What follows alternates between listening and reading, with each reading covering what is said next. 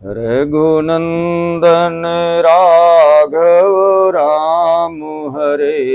रघुनंदन राघव राम हरे। सिया राम हरे सिया राम हरे। सिया राम हरे सिया राम हरे।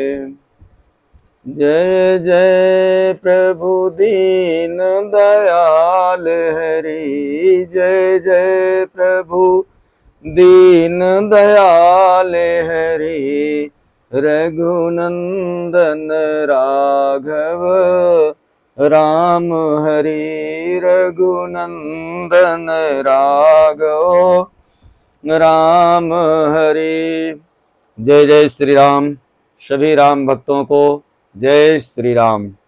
आइए आप लोगों को रामचंद्र जी से मिलने के लिए भरत जी जा रहे हैं।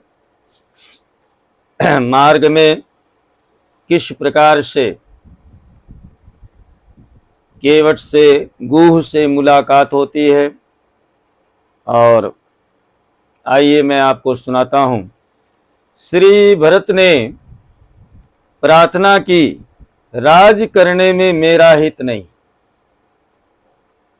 इसमें निहित यानी आप लोगों का कोई कार्य है, मेरा हित तो मैं अच्छी तरह से जानता हूं। केवल सिया राम के श्री चरण कमलों की सेवा में ही मेरा हित है, अन्यत्र नहीं। लोक समाज राज कहीं लेखे, लखन राम सिया बिनु पद देखे। अतः श्री गुरुदेव और माताएं मुझे श्री राम से मिलने की आज्ञा दें। मैं उन्हें बिना देखे विहल हो रहा हूं। आप मुझे अधम से राज्य संचालन करके अपने सुख की आशा केवल स्नेह की जड़ता के बस हो करके कर रहे हैं। मैं अतिशय कुटिल हूं, इन सब अनर्थों के मूल हूं। राज का भार केवल धर्मात्मा राम ही संभाल सकते हैं। धर्मात्मा पिता श्री थे, जिन्होंने धर्म के विलग होते ही अपने प्राणों का त्याग कर दिया। मैं दुष्ट आत्मा हूं, जो जगत की निंदा और उपहास सुनकर तथा श्री राम से अलग हो करके भी अभी तक जीवित खड़ा हूं। माता श्री ने सब कुछ तो दे दिया, पिता श्री को सुरलोक दे दिया, भगवत स्वरूप भैया और भाभी को वनवास, आपने अपने आप को विधवापन दे दिया, प्रजा को शोक दे दिया, संताप, और मुझे राज दे दिया। अब क्या देना बाकी रह गया है? गुरुदेव आप बताइए। संसार में मुझे और मेरी कहते हैं कुमाता को छोड़कर कोई ऐसा है जो इस कृत्य की निंदा नहीं करता हो? मेरा मन तभी शांत होगा, मेरी उलझन तभी सुलझेगी, मेरे अंदर समाधान तभी आएगा होगा जब प्रभु श्री राम के दर्शन हो जाएंगे। अतः मेरा यह निश्चय है, एक ही अंक अहै मन माही, और प्रात काल चली हो प्रभु पाही। ब्रह्म की सृष्टि दो विचित्र पात्र, ब्रह्मा जी की सृष्टि के दो विचित्र पात्र हैं। एक तो कहते हैं भरत, दूसरी मंथरा। भरत ऐसा अद्भुत पात्र है जिसमें ढूंढने पर भी एक भी दोष नहीं मिलेंगे। भरत के चरित्र में लाख प्रयास करने के बाद भी कहते हैं ऐसे कोई दुर्गुण नहीं दिखता। दूसरी ओर मंथरा एक अद्भुत ऐसा पात्र है, कहते हैं जिसमें एक भी गुण नाम की कोई चीज नहीं है, एक भी कहते हैं कि सद्गुण नहीं है उसके अंदर। भरत के प्रेम को देखकर सब ने अपनी सहमति दे दी और सब राज परिवार, प्रजा, सेना सहित महाराज जनक तथा अन्य लोगों के साथ प्रभु श्री राम से भेंट करने के लिए चल दिए। कहते हैं पहला पड़ाव तमसा पर, दूसरा गोमती पर, तीसरा कहते हैं सिंगवेरपुर पर पड़ा निषाद। कहते हैं निषाद राज गुह जब यह समाचार मिला उनको, कहते हैं एकाएक उनके मन में अमंगल की भावना उत्पन्न हो जाती है। भरत के सैन्य सहित वन में आने का क्या प्रयोजन हो सकता है? क्या प्रभु राम का भैया लखन को अपने मार्ग का अवरोधक समझ करके उन्हें हटाने के लिए भरत ने ऐसा कदम उठाया है?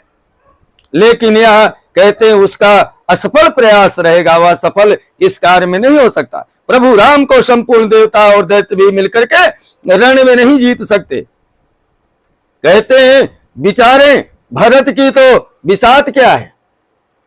कहते हैं गुह के मन में प्रतिशोध जागृत हुआ, उसने अपने अनुचरों को सबको नौका जल के अंदर डुबो देने की बात कही, घाट को अवरुद्ध यानी बंद करने की बात कही, निर्देश दिया निषाद राज और उसके अनुचर प्रभु राम के लिए अपने प्राणों का समर्पण करने के लिए निश्चय करके तीर कमान बल्लभ कवच आदि कहते हैं सब ने सजा लिया।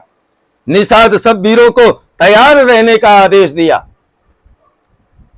भई हो लहवो धोखा जानी आज काज बड़ मोही, सुनि सरोस बोले सुबट वीर अधीर न होई, मूल एक का सगुन विचारी अभर तई मिले न हुई है रारी, राम ही भरत मनावन जाई और सगुन कहां यस विग्रह नाही। निषाद की सेना तैयार है, मोर्चाबंदी कर रही है। समय अति उसी समय एक कहते हैं कि निषाद राज बोले मेरा मन कहता है कि भरत जो है लड़ने के लिए नहीं प्रभु श्री रामचंद्र जी से मिलने के लिए आए हैं।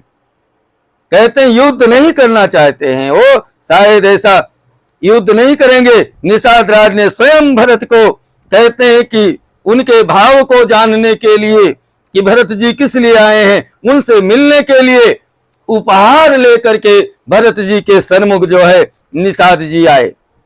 करत दंडवत देखते ही भरत लीन उरलाए, मानव लखन सन भेंट भई प्रेम न हृदय समाये। निषाद ने चक्रवर्ती राज्य का राजकुमार समझ भरत को दूर से प्रणाम किया, किंतु भरत ने रथ से कूद करके निषाद को अपने गले लगाया। आकाश में देखते हुए देवता कहते हैं ऐसा दृश्य देख करके सभी देवता जो है पुष्प की वर्षा करने लगे। भरत ने जब राम सखा निषाद से कहते हैं कुशल क्षेम पूछी तो निषाद जो है निहाल हो गए, आनंदित हो गए, प्रेम मुग्ध हो गए, कंठ अवरुद्ध हो गए, नेत्रों से प्रेम जल गिरने लगा, भरत के चरणों में जल गिरा। प्रेम आतुर निषाद ने शत्रुघ्न को भी कहते हैं जब मिलने के लिए बढ़े तो भैया लखन जैसे मिलते थे वैसे ही कहते हैं शत्रुघ्न को भी निषाद ने गले से लगाया। जहां प्रभु राम ने विश्राम और शयन किया उस अशोक वृक्ष की परिक्रमा लगा करके कहते हैं कि राजा को आंखों मस्तक यानी रज धूल, वहां की धूल जो है भरत ने अपने मस्तक से लगाया